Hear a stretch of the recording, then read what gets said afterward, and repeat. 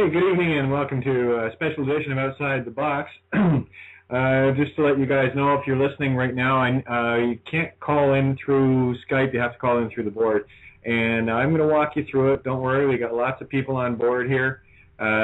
Plenty of time. We got 2 hours. I have Santos on the board. I have Peter. I have Tony, myself. And we're going to get Mary Jane Blackshear, a.k.a. Sun, in the show here. Just going to have to walk her through. Got to get the link for her.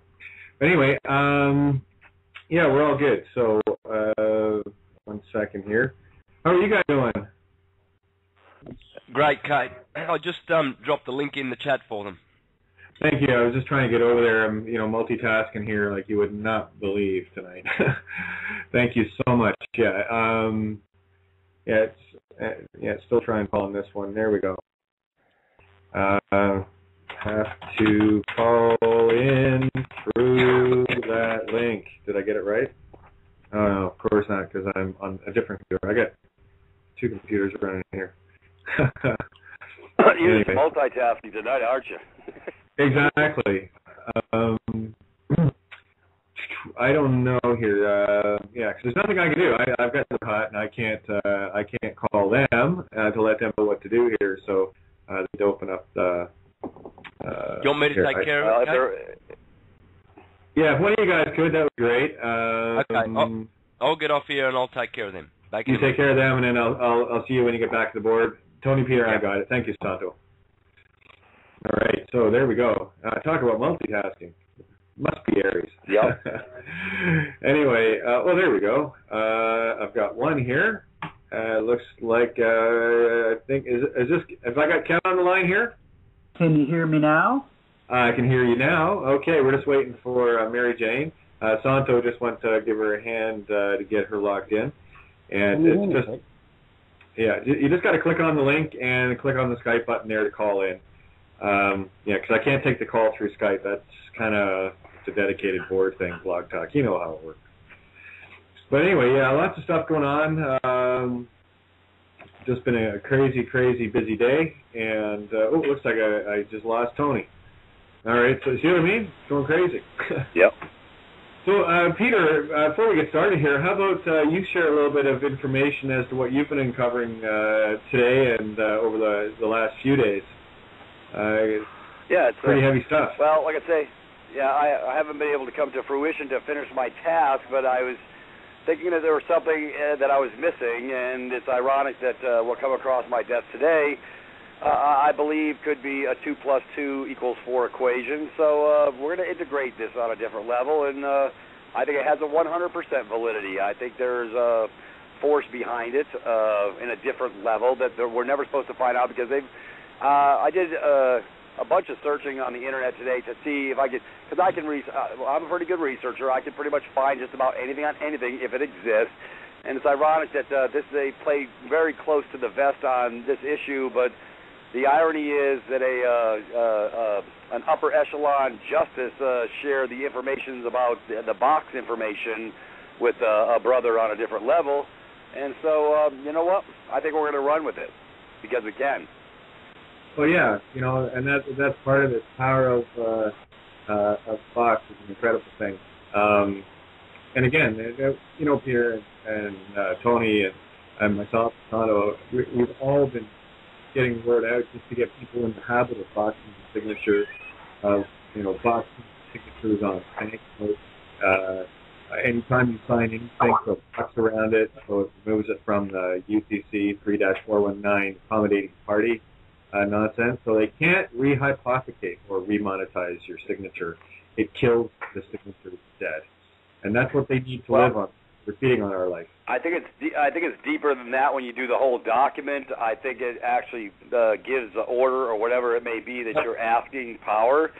Definitely boxing the signature removes it, but I don't think the box around the whole document removes it. I think it gives it some sort of special power on a different level. As far as it's like your wish, like being the king, and this is my wish. Yeah, it's an ethereal aspect. Again, the boxing of the signature and what we've been covering for the last while, and we did cover what you're talking about right now on previous shows, and now we're just starting to see the weight, and of course the proofs are starting to come in as well in what it is that we're doing. And again, we're outside the box on this show. I just want to. There is something much larger to boxing it in red that empowers the document. We'll get into that at a future point. I'm gonna try to work it out so I can explain it a bit better where people can grasp it. But I'm gonna say it one more time. Hey Toto, we're not in Kansas anymore. Two of my favorite bands, by the way. Oh yeah, I love Toto. Yeah, go figure, right? But anyway, carry on, Peter. If you anything you can divulge with regards to what you've been hearing from the people that you've been talking with. Well, they're on my page. We're just digging in a little deeper on how to properly execute it. No pun intended. They like to execute us. Before the week's out, I should have it put into I should have it all nice and tidy in a box. So let's go have some fun. I want to play ball. I was talking to a young lady from New York. She got a ticket. I said, box the damn thing up, the whole stinking box. I want the whole thing. Go around 1/4 inch from the corners of it, and go ahead and put it in a box, and let's see what happens. As well as, they want some FRNs. Write them a ticket. Here's another thing most people don't know about is, if you write the amount on the instrument, and I told her to make sure she boxes that signature as well on the instrument, and you write it for the amount above the actual ticket, $1, $2, $5, doesn't matter, doesn't complete the circuit. What happens is, like, for lack of a better term, let's say overload on the circuit, and you still have an open end. It's an open-ended circuit, charge, discharge. Now, you satisfied it at the minimum, but you still have, in other words, they can't go into the system of records and put it on the records until it zeroes out the account. Well, that's the reason why to write it over the account. And I heard this from an insurance guy many years ago. He says if you write it for over the amount, just don't cash the differential amount that they send back to you, because if you do, then it completes the circuit, and then they can put it in the system of records and start whacking you for the points and bump up your insurance rate. So I said, hey, no time like the present. That's what I told Rosine. I said, go ahead and box your signature. Make it for over, a few dollars over the amount. Send it in and box the damn ticket as well, and let's see what happens. Folks, you got to field test shit. You can't be shy.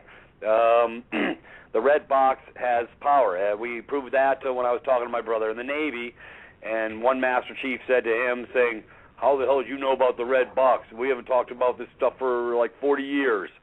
So there's a mystery behind it, folks. Well, we're fixing to try and put the mystery to bed. Oh, yeah, exactly. And the other thing, just to kind of add to what you were saying there, when you get in a position where you create the court as the debtor, as in they owe you something, they can never come after you again. If they try to pay you, let's say you overpay something, get them, oh, don't worry about it, send me a check, and never cash it, and they are permanently in debt to you. Right. Because you've got an outstanding surplus, and they want you to zero it out. And don't ever. For all you're getting. Yeah, exactly. So I'm just saying exactly what you're saying. Get them into debt position with you, and you want to assert yourself. And again, there's so many different variables we can play here, people. I don't want to get confusing, but you establish yourself as the creditor, and this is another angle that we can go at. But I don't want to get into that.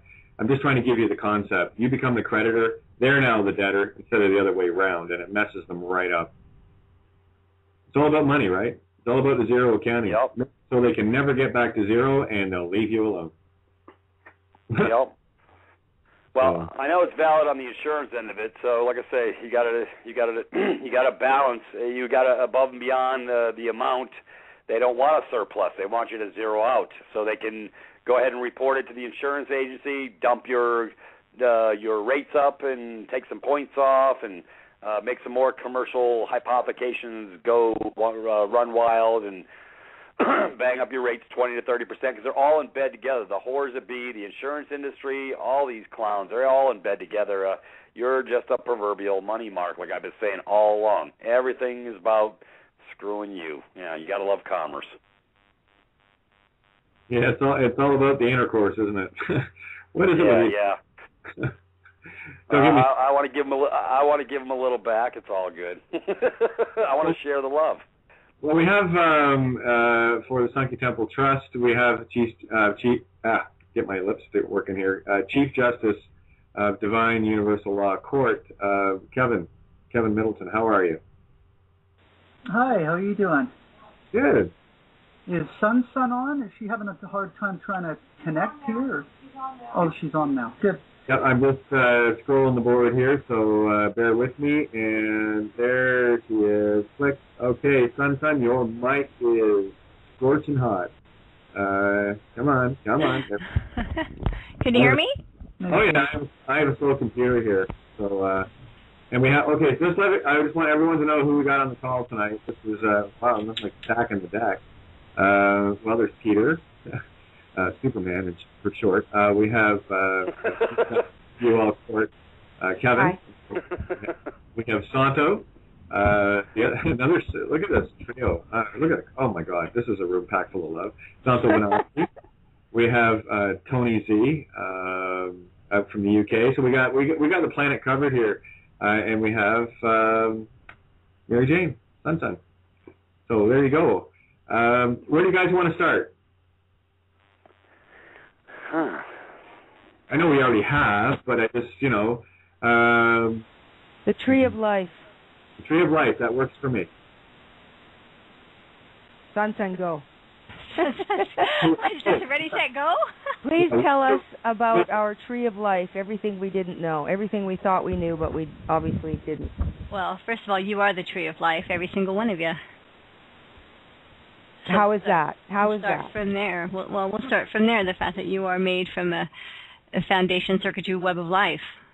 That is, they've seen it. They know what it is. It's how our universe threads through and has, I'll just use terms we can understand easier, intelligence, right, thought. Everybody's saying the masculine is the thought of creation. Well, in an aspect that is so, right? It draws in the matter. It's kind of weird because at the center of that, what you're pulling in is the feminine. So if you can really get that you're just balancing self, your foundation circuitry web of life comes from the cannabinoid foundation circuitry. It's kind of how we come into existence.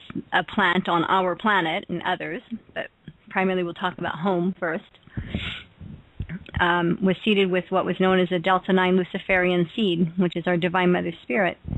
And she grew into a tree of life on our planet, which is known as the cannabism plant, marijuana, cannabis, Mary Jane, and numerous others.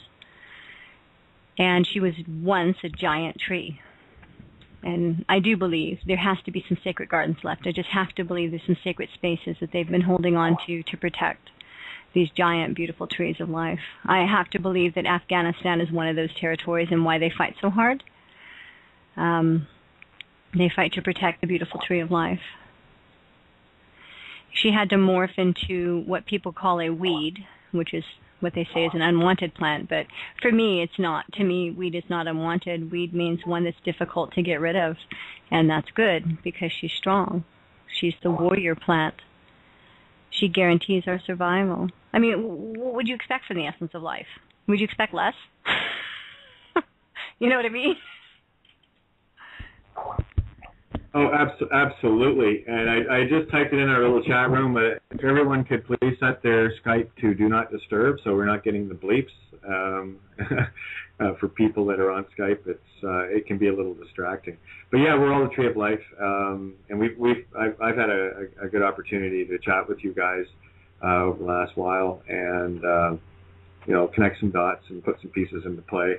And the overall view that I'm getting now is I'm looking at the as above, so below, and trying to, you want to talk about the masochism, there's Santo. Hey, Santo, how about that for an overview of syncretism? Yeah. What's that about the Tree of Life? Yeah. Yep. Yeah, it's beautiful. The Tree of Life. I've been saying myself for many years now that cannabis is due to all the research I've done, is the most beneficial plant on the planet. Absolutely the most beneficial plant on the planet. There are many applications, not just to take as an entheogen, but as an entheogen, I can't tell you how many dots I've joined due to cannabis. Probably 95% of all the dot joining I've done is due to Mother Mary. And she comforts me, no doubt about it. I'm kind of a late bloomer in the partaking this boat around, but it was necessary. I had to have this complete lack of knowledge to evolve into it. It was quite beautiful for me. Well, I had to do it through going through the fiction, because I grew up as a teenager growing my own plants.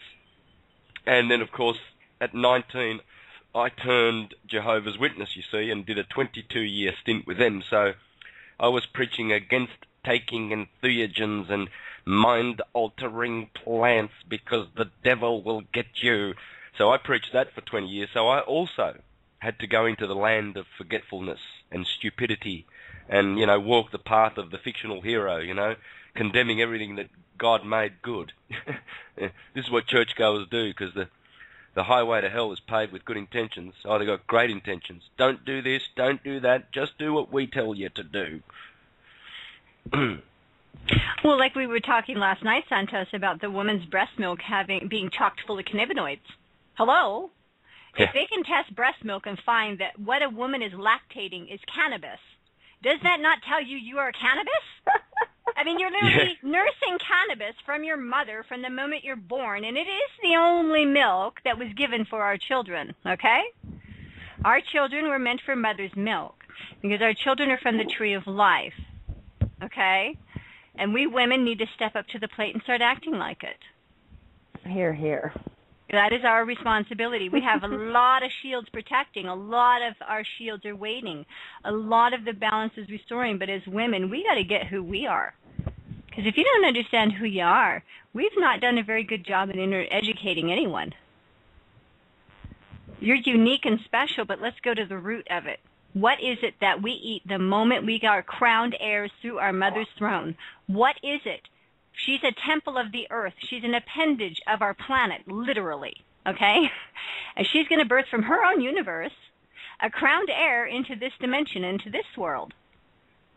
And then when this beautiful gift comes through, the first thing it looks for is the mother's breast,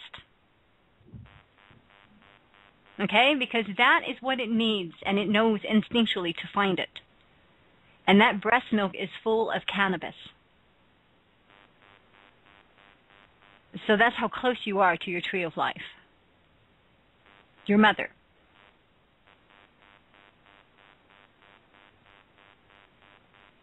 Pretty straightforward. You know, it works for me. You know, it's okay. Everyone, you know, you can talk. It's okay. It's a radio. Well, it sounds like that's it. It sounds like that's the key to being a breatharian. Like, think about it. That's very key. Cannabis and air and love and light is really all we need? Pretty much. You are the breath of life. You're a gift from your mother. Okay, if this isn't a revelation, what is? Tony.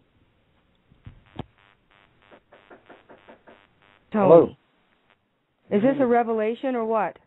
Yeah, totally. There's several other corresponding bits and pieces that I can put to this as well. If you look at, in other words, we're looking at the actual plant, the cannabis plant, as the Holy Grail, if you like. I've listened to you discussing it. That. One of the other aspects is if you look at the shape of the plant, especially the female, you've got a direct vertical stalk, and then all the other branches are going in the shape of what particular letter? Can you think of it? The letter Y. In other words, there's a vertical stem and there's two branches leading off that vertical stem. Is that correct? Mm-hmm. Yep. Right. Well, it also turns out the holy grail of all of the letters is actually the Y. Because if we look, in other words, there is not one holy grail. I used to believe there was one, but then I found out there are many, but they're all interrelated with each other. Now, the holy grail of the alphabet is the letter Y. If you think back to some of the sayings in the Bible, you must be as a child. Now, if you think about a child, what is the one thing that a child's always doing? He's going, well, why, mummy? Why, daddy? What's that? What's that word? It's Y. What's that letter? It's Y. It's the Holy Grail. And this goes really, really deep into many other aspects, but the point is, symbolically, it's associated with the plant. Also, as above, if you stand in the middle of a field and put your arms out and you go, why? Do you see the symbology between that and the link with that? You put your arms up in the air and you ask the universe, why? Why the bloody hell is this happening to me? Why is this? Why is that? Why every time I do this, someone else like that happens? You make that why every time you request the information.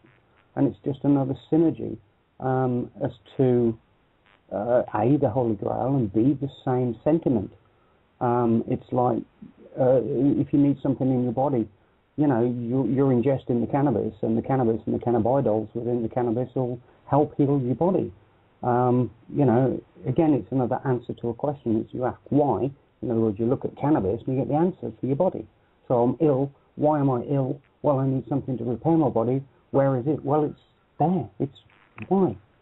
And that will repair your body. It's just on many, many different levels. But I'm sorry if I've confused everybody there, which is... Well, apparently we don't wait till we're ill. Apparently we should be consuming it all the time and we won't get ill. Exactly. Which is why we're ill, because it's been made illegal and we're not consuming it. Because they even stopped our mothers from breastfeeding. That's how illegal they made us, okay?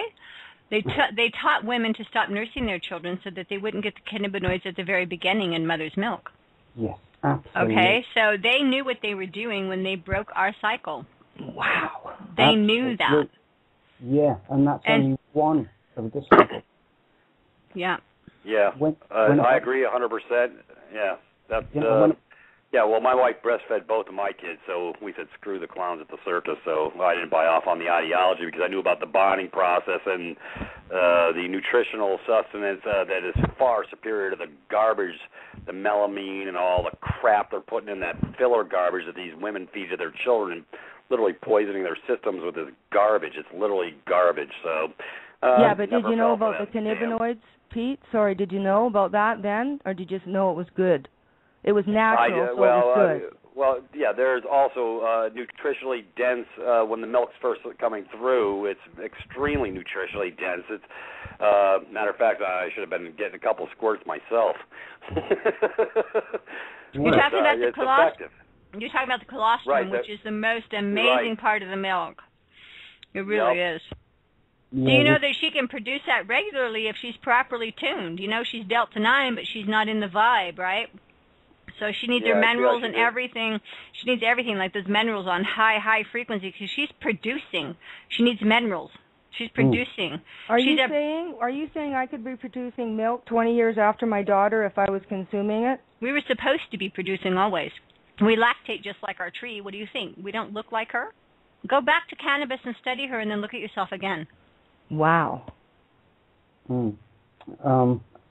Yeah, there's many different aspects to that as well. I mean, when a baby's born, what's the first thing that happens apart from a cesarean section, which is mostly against the birthing process in itself? As soon as the baby's born, they turn it upside down and smack it on the backside. Well, what do you think that does for a healthy sort of like in-tune birth? As soon as the baby's birthed from its mother's protective body, it gets the shock of its life and it begins to scream and cry. That is so horrible. It's so horrible all the way through, and then the baby's taken away from its mother and all the rest of it. Instead of putting straight to its mother, it's taken in the opposite direction. And then it's jabbed full of vaccines, and then it goes on and on and on all the way through from the very beginning. It's sick. May I say something? The reason why they do that is to break the connection between the life source and the mother. Absolutely. And that's what they're doing right from when you're born. And, the drugs don't help either. The drugs to put the woman into labor as well, to break that connection. Yep. Totally, and that's where it starts. Well, it's literally attack on woman, if you can just understand it from that point. And so we got to stop attacking woman. And the first thing we have to do is go inside and love the woman in all of us, because she's our origin. And when we stop attacking the woman inside ourselves, then we will radiate that love to others, who will then be the same, because they will see that, we are mirrors for each other. So if we are seeing and having violence upon us, we are somewhere mirroring it, right? Yep, absolutely. You got it.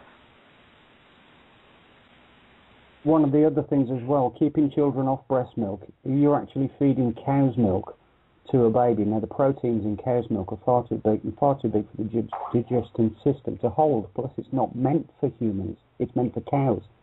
Human milk is meant for humans. Cow's milk is meant for cows. Hello? Yep. You are what you eat. And that's the point. We're supposed to be cannabis. That's where they got the word cannibal from, because we ate that which we are. We ate from the tree of life, and it's the fruit of knowledge, and we are the fruit of knowledge, right? There's one tree. It's not two. It's the tree of life, which bears the fruit of anointed divine life knowledge. And if you understand that, when the tree of life birthed the next version of herself into a temple form of this planet, through the elements of Tiamat with a foundation circuitry grid from herself, right, which is part of the grid that holds all life together as it is, but it's still self. It's going to continue to morph into more aspects of life. And here she comes, another universe within inside a universe. And there she is in creation. Beautiful. It's amazing. I love it. I love seeing that every time I get to share it. It's so exciting because I get to get born again.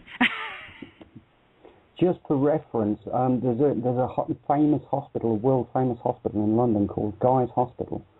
And as you go in through the actual foyer into Guy's Hospital, you've got a triple rotating door. These rotating doors you walk through and walk round. And in the centre, there's a gap. And in the centre of that rotating door at Guy's Hospital in London is a cannabis plant. And it's a female cannabis plant, just for reference. Wow, they let it grow wild there? No, it's a model. I always thought it was there to say, from the first medicine to this magnificent hospital, look at how lucky you are. In other words, to say, well, look, we came from the cannabis plant as the first medicine, and now you've got this magnificent hospital. You should be so lucky that we've got all these medical procedures and all this, that, and the other. And that's what I always thought it meant. But now you've mentioned this holy grail of the plant kingdom, it's put a different spin on it. Thank you. Wow, so basically what they're saying is that the hospital is the better choice than to the tree of life. However, they didn't give you an educated choice on the tree of life, because if you had it, you wouldn't need the hospital, and the hospital wouldn't be there. So, it was a big fat lie. Absolutely. Strange that, isn't it? They wouldn't normally lie to you, would they? No. It's that old truth stranger than fiction thing, Again, it goes back to mirror, mirror with me. That which and I love the line. I was trying to remember where I heard it, because it was the one thing that triggered and clicked with me at the same time. With that which you think is wrong with you is actually what is right with you.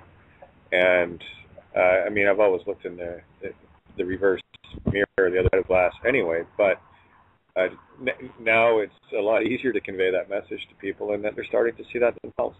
And again, it's I keep coming back to it time and time again. I don't care. You flip a coin, call heads or tails. Say it's a 25-cent piece. When it hits the floor, heads or tails, it doesn't matter. It's still 25 cents, and it has to be in balance. You have to see the quarter, not the heads or tails. And if you're really good, you can get the damn thing to stand up on its end. That's impressive. And I've only ever done that once in my life, where it actually landed and it stayed on its end. We've all probably done it. I've heard of a few people that's happened to. And that's We're doing it right now. Yeah, it's a perfect coin toss. So it's that's balance for you. Yeah. Then again, what do I know, right? It's all good. Again, these are the things. When you have a system fighting so hard to condemn something, you got to start asking yourself the question, why? Why? Why? Be the 5-year-old. Yeah, you're being the 5-year-old calling for the tree of life, because as soon as you open your mouth and say why, you are acknowledging that you are lacking the nourishment of why. Because you would not need to ask why if you were full of why. Exactly. You see how the Holy Grail works? Isn't it great? Well, we lose the aspect of our creation because we're always asking why instead of being why.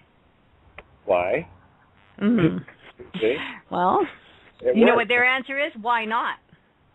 Okay, well, hang on. Yeah, I know, that's their answer. Why not? Hang on. This is why this is why people need to hear this. Why not? Well, I don't plan on tying anything up. That's true. Except, I have to say, in the defense of the knot, the hemp rope is the strongest rope in existence. Therefore, my knot beats your knot, and you lose. There you go. Well, not me, them. And now we're all going to try and cut the Gordian knot while we're at it. Yeah. It's all about knots, folks. My objective is to give them knots. I like knots. The Navy likes knots too. Yeah, you can use knots with those knots, can't you? Oh yeah. Rope and give them a good knuckling. Yep. Oh yeah. I learned all about tying knots when I was a kid. Yeah, lots of fun. I was one of the rare girls that knew how to do knots, fisherman knots, and killer knots that could never break on the fishing line. Never. Yep. My dad couldn't believe it. I was quite the knot girl. Naughty. I love it. Yeah, well, you know. Yeah, a naughty girl. Now that's funny. Oh, my goodness. Okay, son, okay, what was that? Now that we've totally went to the basement, let's take it to the next floor. Yeah, what was that argument? What was that argument you made against Admiralty on behalf of hemp and the hemp ropes? Well, they think they have Admiralty law based on the fact that they have the rule of the sea, except they couldn't touch the sea without hemp, because hemp is primarily what they use for rope and sails and the sap to keep their boat afloat, and without the strength and endurance of hemp and its ability to be the strongest plant gift in existence, they could have never had anything on the sea. Therefore, the Tree of Life wins again. Interesting. Interesting. Yeah, hey, right. You know, it's ironic we're talking about. I love talking about hemp because I've actually researched the history of it. Because I'm big on history. Never was in school, but after I got out of school, that's when the history lesson really began. Because they sure as hell didn't share this history where I went. Yeah, hemp is one of the most nutritionally dense green products on the earth. And it's ironic that in 1937, the scum-sucking bottom feeders called the Rockefellers and the other clowns of the circus created a diversion. In World War I, II, it was actually mandatory for farmers to grow the damn plant because of its commercial capabilities. And then when gasoline started coming into its own, because you can crush hemp, and we should be running our car on fuel for 50 cents a gallon, but instead we got the bottom feeders who snuck their way into the mix. And they, matter of fact, Rockefellers actually created the prohibition movement on reefer madness and all that scam, and it'll make you crazy, go blind, whatever. I mean, what a crock of crap, you know. I mean, the nefarious ones really do create the diversions on multiple levels, and they get people's minds busy in the mundane to not see the truth for what it really is. But there's a matter of fact a good company out of Canada that I get their hemp products and take them, and there's no THC in it, of course, but the hemp is still nutritionally dense and green. I mean, we shouldn't be cutting down trees and forests. I mean, we could grow more. It's just got so many multiple uses between the oils, the seeds, and everything else. After my research, and yeah, I mean, all they do is castigate it down the road because. Yeah, now I got my brother down in Costa Rica. He's growing his own, and we talk about his brownies all the time. And he says, well, come on down here. I got brownies and a glass of milk, and you can get a volcano seed. So I said, well, that sounds pretty cool. and anyways, just another note on the history thing as well with regards to cannabis. Cannabis is the Dutch word for canvas. Now, if you go back to an essay I wrote about, I guess 2, maybe 3 months ago now, behold a white canvas. It brings a whole new layer of what your canvas is.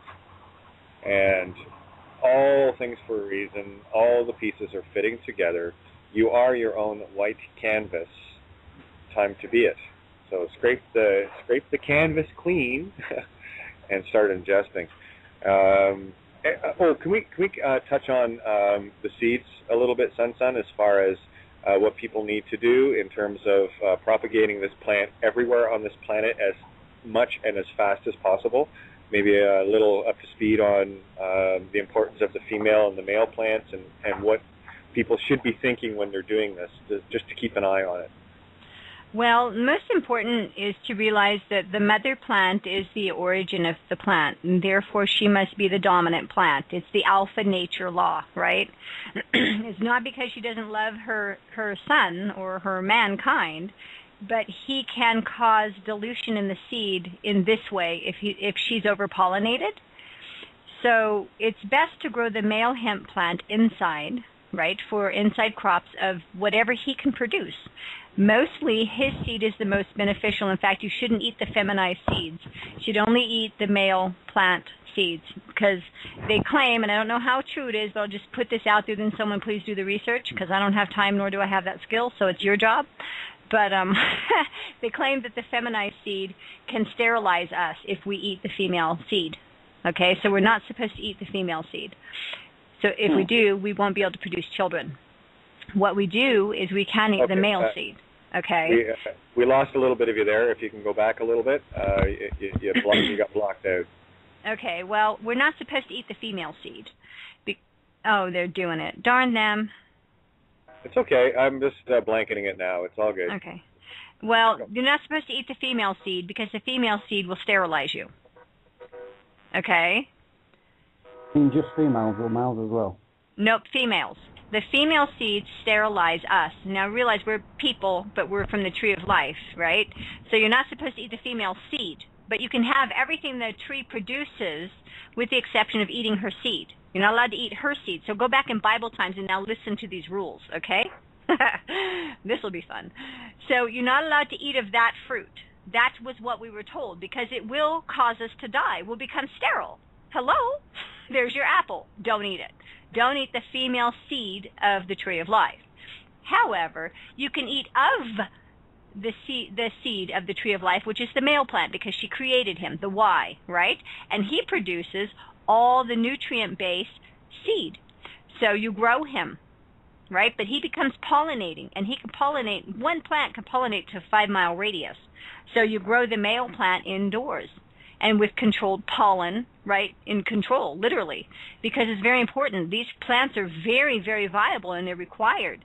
And grown correctly, they'll be very beneficial. But if they're spreading and diluting the woman's seed, right, then she becomes weaker and weaker and weaker, and her strains become less and less and less. And if we want her to grow back as a tree of life, we've got to give her back her genesis, right?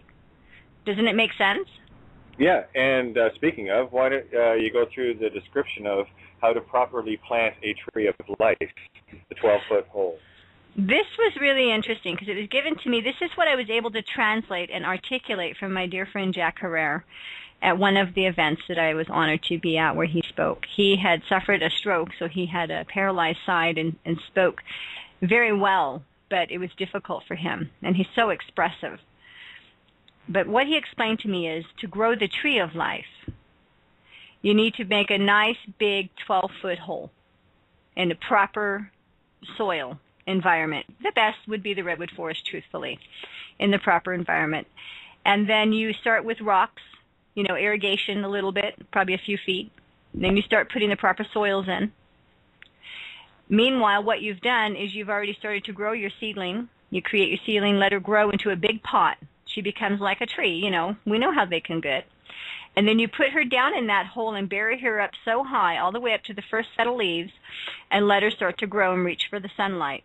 And then as she grows and reaches for the sunlight, and if it's necessary, you can place strategically mylar around to help the light, so you encourage her to come out of the hole, okay? And then as she's coming out of the hole, she's getting higher and higher to the light, you go in gently over time and fill in that area, because those branches will start to grow roots, and that will become part of a root ball. All right? So you do it properly, and it has to be practiced, because I've never done this. I'm just sharing what I understood that he said. It makes logical sense to me. And then you can grow the tree of life. She will grow in this massive hole, grow up, and then start getting bigger and bigger at her stalk, and she'll just become a massive tree. She'll go through vegetation and budding because she's supposed to. It's transformation, and she's morphing. And then if you just let her morph out of, just think of a beautiful Walt Disney where this little angel is morphing into someone else, right? That's what she's doing. And you're going to watch her do vegetation and blossom, and she's just going to look different every time you see her when she goes through her re-veg state. And you get to see her undo all the things that she had to do to hide herself inside of creation so that she could grow without the threat of annihilation. They are trying, that's why they spray and they do this and they do that, but she can't be. Do you know why she can't be wiped out? Because you're here. Right? You're here. She can't be wiped out. You're part of each other. So she will morph into whatever is necessary in the earth to grow, to be with you. She's your mother who stepped out of the tree of life. And then through your mother's throne, you became crowned heirs to this planet. Does anyone want to argue with mitochondrial DNA? Because that's my argument. I understand how it's made and where it's produced. It's produced from the ovum of the woman when she is 9 weeks old in her mother's womb. Her ovaries and her tree of life are blossoming inside her little temple. And when her ovaries start to produce, they're creating mitochondrial DNA. The single-cell bacteria right there, the battery source. She's tuned to Delta 9. She has to be. She's in the Om. And she's got 2 beautiful star chambers producing life right there. That's your first covenant right there. And that's a 9-week-old fetus inside of your mother. Right? There you go. Argue all you want, but it gets right down to it. It's happening when a woman is 9 weeks old inside her own mother's womb. And that's the other side of it, too, that every fetus, it always begins as female, always. Yeah. So, there you have it. It is, our origin is to be womb kind. We chose female kind. We are your creators. We chose you to be in our divine image, to love you. And we do. Beautiful. And we need to stop fighting. And we need to stick up for each other, okay? We need to step into this treaty of life that we were given from our mothers, who were babies inside their mothers. We are the word. We're the conversation of our divine mother. And look what we're saying as a species. It's disgusting. That kind of stuff doesn't come out of her tribal language. I'm sorry. We got to clean up our act. Because we are the vibration of who she is. And I don't know if we're being very good representatives of that. And we've been given an opportunity to leap out of this dang time loop. No more overlords. We're free. I remember. And they know it. And something else, just to try to put it into a grander picture for everyone, the state of cannabis, the plant around the world, is a mirror image of the condition of the humankind, and you'll see a lot of destruction occurring. In the 1930s, cannabis was basically outlawed as a result of the DuPont family, who had just worked with oil and had made plastics with it, where prior you had cannabis plastics, which are far better and biodegradable. And William Randolph Hearst, who had bought up 20,000 acres of trees for pulp, and at that time, hemp was going to be the first billion-dollar crop in the world when they basically outlawed it. And I don't know about you, but if you look back and you see the state of the world when everything was starting to get outlawed and whatever, the degradation, the selling of mankind into a bondage with the paper, and of course using the kind of paper that we're using, it's not real. It's not living paper. Hemp paper is living paper. So you can take all. Even look at the Zionist regime claiming Israel to be theirs, which is not belongs to all of us. Destroying the olive groves. Obviously must be thinking that they're destroying, another version of the tree of life. It's just another form of manifesting. So this is why we need to do our baby step, due diligence, and get our hands on the the seeds, the proper seeds that can grow, and we need to bring Mother back to life. And it is by that act of planting a seed, and the intent of literally, this is where everyone, male and female, okay. And I'm talking in the womb kind versus the female aspect, or phi, which is spirit of creation. Phi is the golden ratio, by the way. So that's where creation is. That's the phi, the phi, phi, pho, fum. They don't want you to know about. This is where the sounds start to come in. PHI, right? pH balance of the creation, the I with the dot. Got it? Okay. All the pictures and all the sounds come together. So when we have everyone doing that, what we're doing is everyone, both genders, and I hate using that because we are both, all of us, are literally impregnating mother with seed. So as above, so below, as within, so without. These are the keys the X's, the keys of life that we need to bring mother back to life, and that's how we do it. And we just get these trees. We get our own tree of life back when we do this, and it's time to just go crazy and get out there and get it done. Hey, listen, if everyone plants one seed every day around this world, that's 7 billion trees of life every day. I think in a very short order, there'll be a whole lot of healing going on.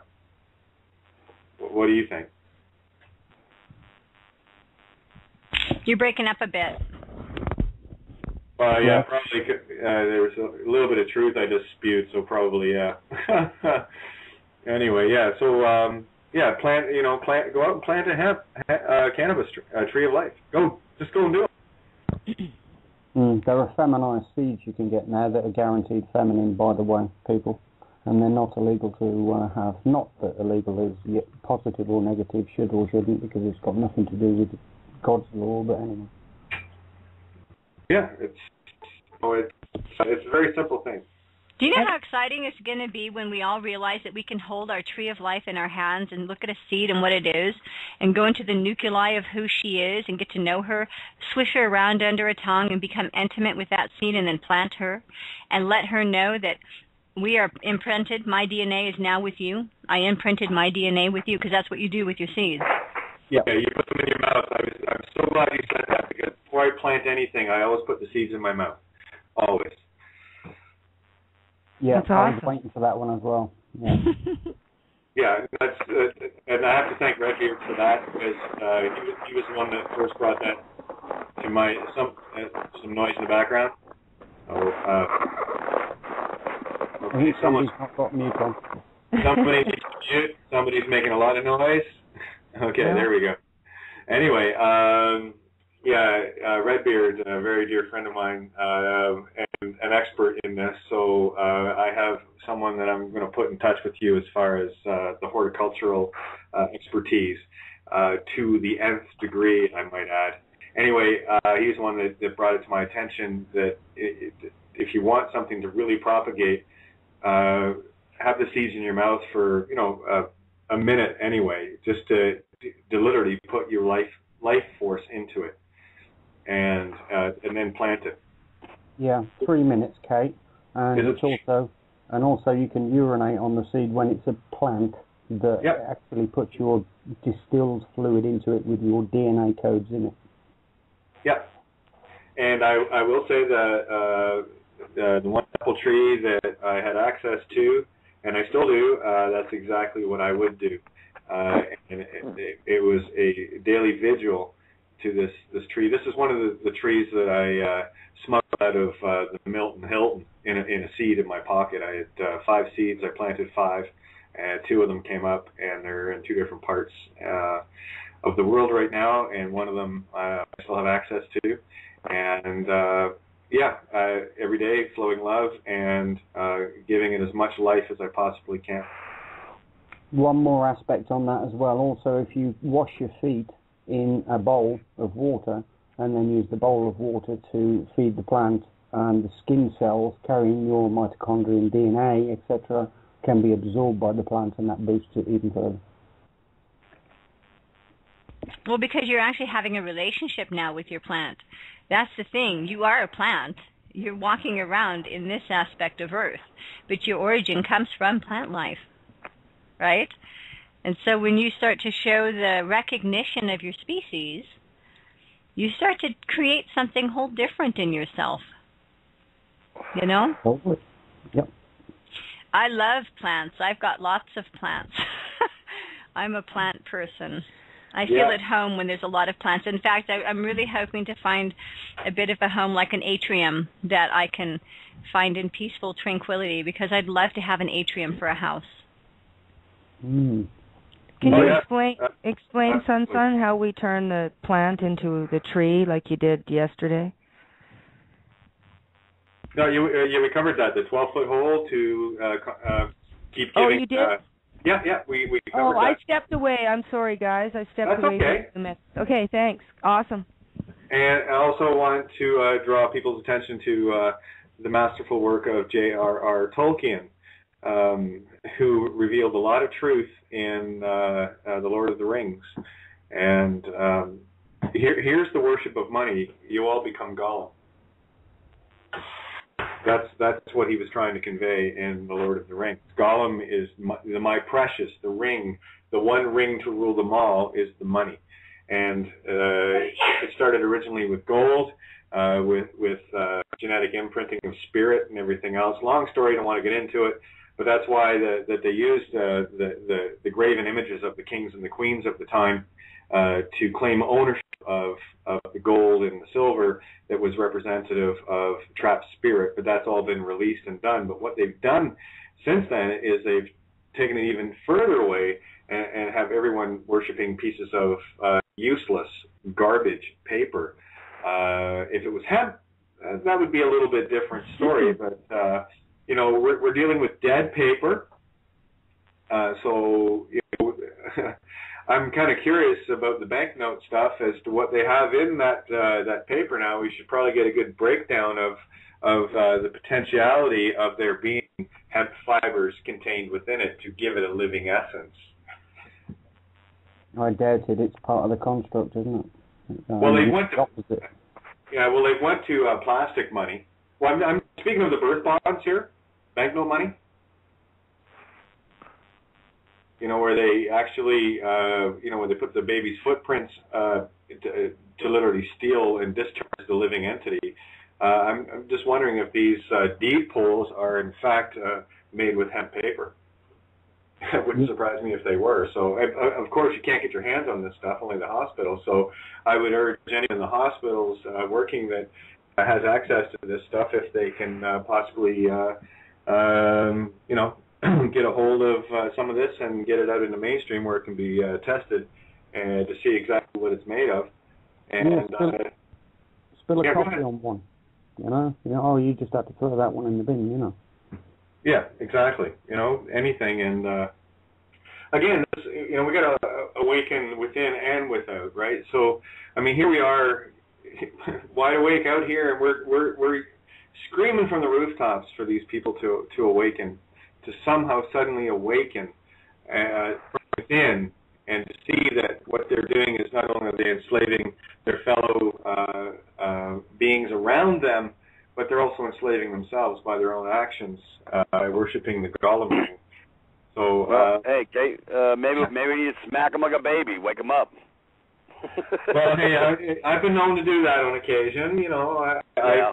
I'm doing a lot better with Katie Potty Mouth, so don't get me started. I'm doing really good. No, I'm talking a physical transgression here. Snap out of it, Exactly. They will eventually. Well, they will or they won't. It's entirely up to them. It's their own survival at stake. But, go ahead, Tony. I was going to say, hey, Pete, we're all grown up now, remember? We're all what? All grown up. Oh, yeah, right, yeah. I got the heart of a child, bro.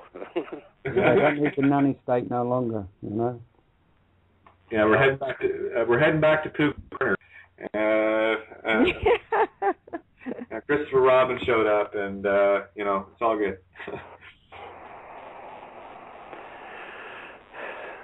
Okay.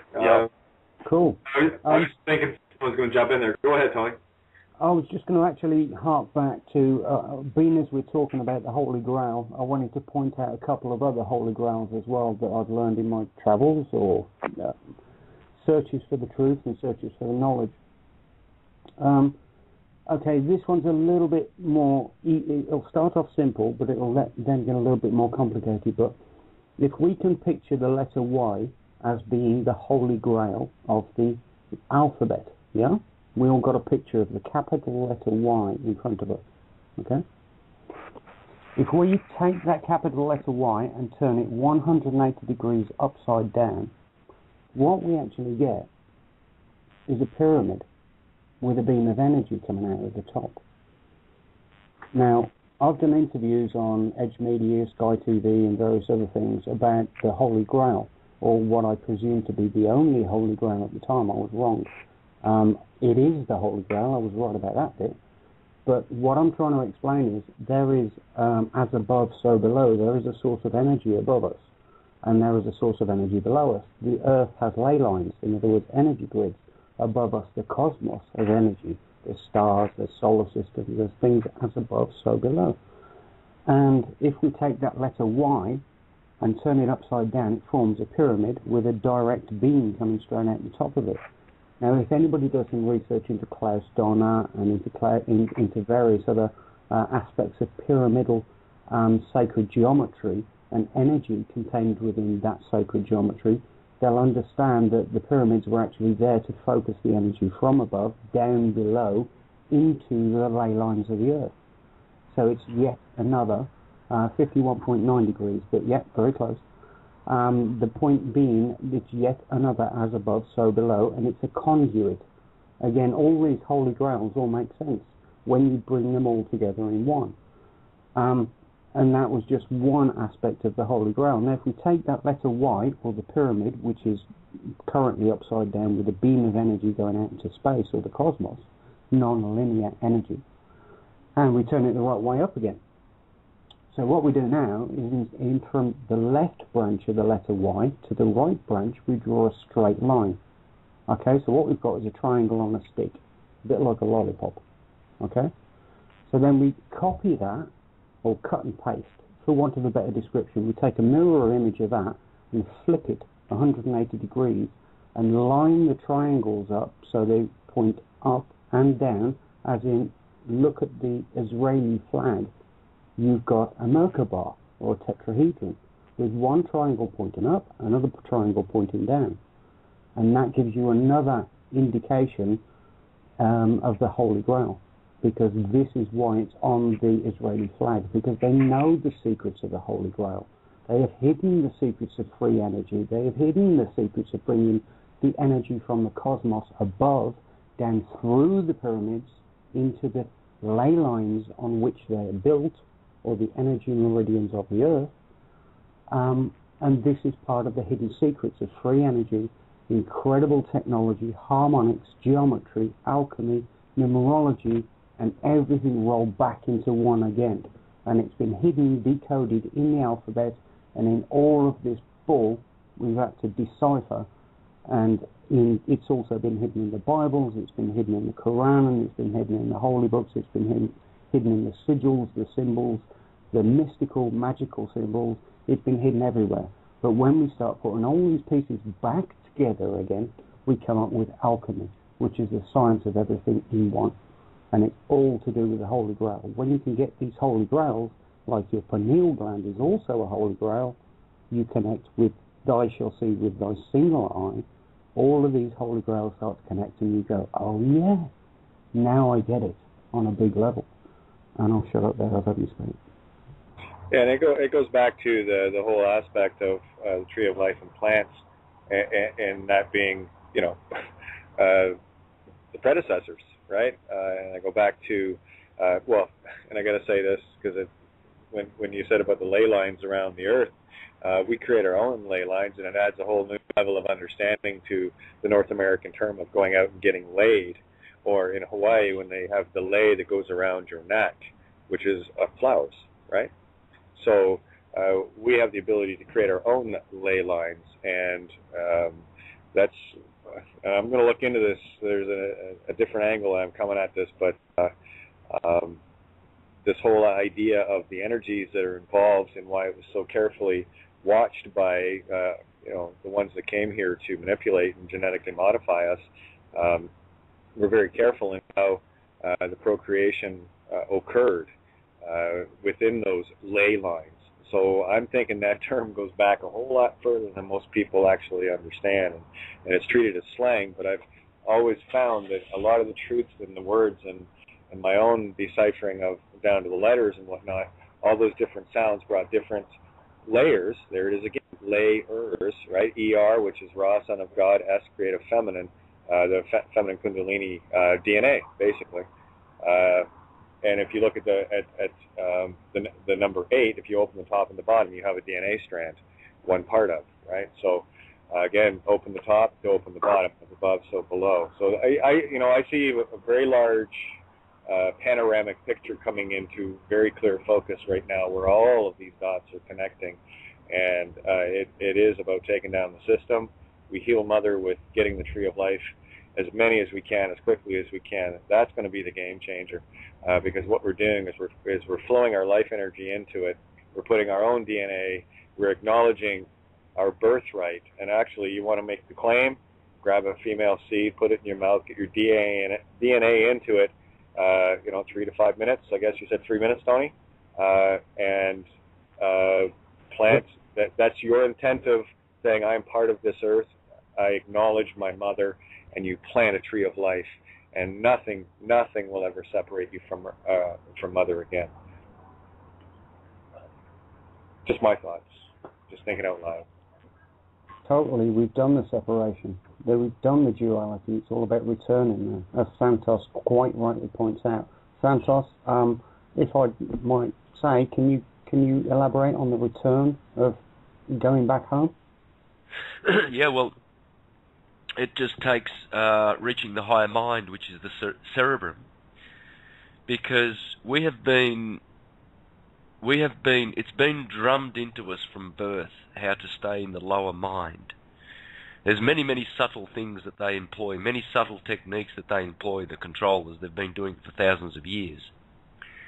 And it keeps us in the lower mind of opinion and belief, where we don't listen to the higher mind, the intuitive right feminine side, but we're polarized into the left, which is connected to the lower. You see, the left sphere of the cerebrum is connected to the cerebellum, and bellum is at war with God. And yet 99% of the people out there are stuck in that mind, and they've never discovered who they are. Because should they enter the higher mind, they would discover that up above there is only unity. And when you have access to that mind, you know that you have access to everyone in the universe, because that's where you are connected with everybody. Division happens in the cerebellum. It's very dangerous to live in the cerebellum. It's very useful to have a cerebellum. We need it. We need everything in the body. But they are tools that we need, and we haven't been taught how to use them. And your churchgoers and your indoctrinated ones that believe they're doing a service for their country when they don a uniform and go out and kill other folks, and they get medals for such deeds. This is sinning in the universe. This is going contrary to the universal law of love, which is destroying of energy. Whenever we destroy energy of any kind, we are sinning. Because the universe is a beautiful river of flowing motion. All the so-called elements are just motion, different rates of vibration. And it's a dance. It's a dance of duality. But it emanates from, Walter Russell says it beautifully. He says there is one light of knowing, which is God, who divides into two lights of thinking, which is the Lord. And the Lord of this world, as they say, Satan is the god of this world. Yeah, that's true, because Satan means time. Satan is Saturn. Saturn is Kronos. Kronos is tempo in Latin, and tempo is time. So that's why we have temples, temp-els, because they are in honor of Saturn and time. And our bodies are temp-els. And so, yeah, and so this God of time, we are born in time, we die in time. To escape this, all we have to do is just enter the higher mind and know ye that ye are gods. Until we arrive to that point in our lives, we will always be controllable. We will always be manipulated by the controllers. And as Sun says, no more overlords. I don't have any overlords. I lord it over this earth. My thoughts that I create are going out into the world to create a better world. And every day I'm improving in that skill and that power that I have, power of memory, power of, all those faculties that we have are awakening. And when you use them correctly, the overlords dissolve. They are only there because we are weak and we don't know who we are.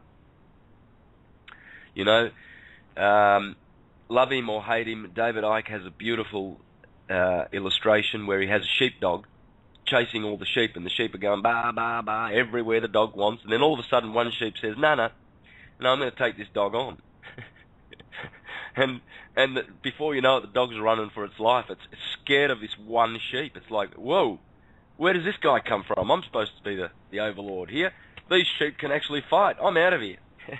And you can imagine. And then we have these scenarios where we see what happened in World War II when people were being herded onto the trains to go to the concentration camps. And you see one or two armed Nazi soldiers, and you see thousands of free people that think they're not free because there's this one guy at the end of the platform who's got a gun, and it's only got about 6 bullets. So that's how it is. That's the controllers and the overlords are few, and they're absolutely putrid in this. We've got the universe on our side, fighting with us. So carpe diem. And the way to success is not to fight, but to enter into unity consciousness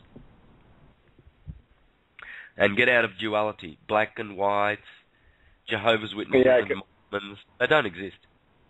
I couldn't agree with you more. And just to clarify for people, there is a difference between the mass consciousness, which is the Walmart shoppers, the ones that like to bludgeon their fellow beings to get a better deal than somebody else and to make sure they screw someone else over.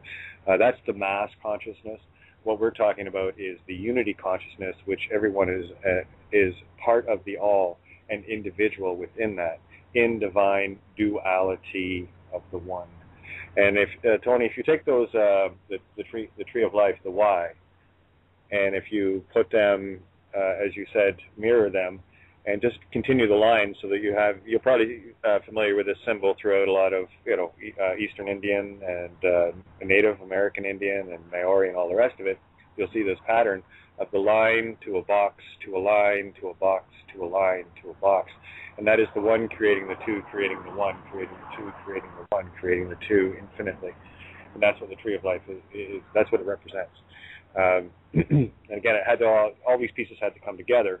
And the fact that the language, the letters, the symbols, the numbers were all dispelled at the flower of creation itself, the flow of creation. That every symbol came off of it. You cannot claim copyright on creation. I'm sorry, you bad entities. What do you call them, Peter? The nefarious ones? Nefarious ones, yeah. Yeah, the nefarious. Yeah, you can't claim our creation. We kind of all have a part of that, So nice try, though. Nice try. We got you we got you at the pass, and welcome to Hell's Gates. This time the Spartans stand and we win. You know why it's hell for them too? Because now they have to give it up. We're at the close of a cycle that literally has changed the game. Checkmate came in. You know what I mean? And instead of it being against us, which we've actually experienced many times, we've all agreed to meet here now, right here, right now, amongst this group, and all that are listening, and that will choose to listen later, and we chose to change the game. Yeah, if you want the key row, there it is. That's the key of life, the spirit breath, which is the breathing of life from the tree of life. And hey, you've heard it before. At least anyone that's done any native studies or whatever, we are related to everything on this planet. The plants, they came first, guys. Well, listen, there's just something you relate a lot to the sacred geometry and the tree, the flower of life. It's something I come across very recently. Do you remember I've discussed before how you take the Star of David and you draw it out from 2 dimensions into 3 dimensions, you get the star tetrahedron? Yeah? Yeah. You talked about that. Right, well, what you need to do is picture the same thing again to decode this information and take the flower of life and draw it out into 3 dimensions. What you end up with is the beginning of birth, the beginning of the cell, because there's one cell, then it goes 2, 4, 6, 8, and divides until it gets to a certain figure, and it is exactly as if you were looking through a cell of a being being created, as in not in 2 dimensions, but in 3 dimensions. If you could cross-section all 3 dimensions and compact them into a pancake, you would get the flower of life, with all the different minute cells divided inside the egg of the fetus. You see my point? Yep. Just very developed. I'm envisioning it, and that's really an interesting look. Thank you for sharing. That's awesome. More than welcome. That's what it was there for, so we could decode it later on and go, got it. Yeah.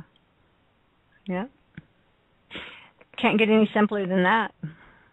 And again, it's about taking all of the pieces that everyone brings to the table and putting them together into one cohesive gathering, which is basically what we're having today, where people are getting the opportunity to see how all of the different literal life sciences have merged into one beautiful synchronistic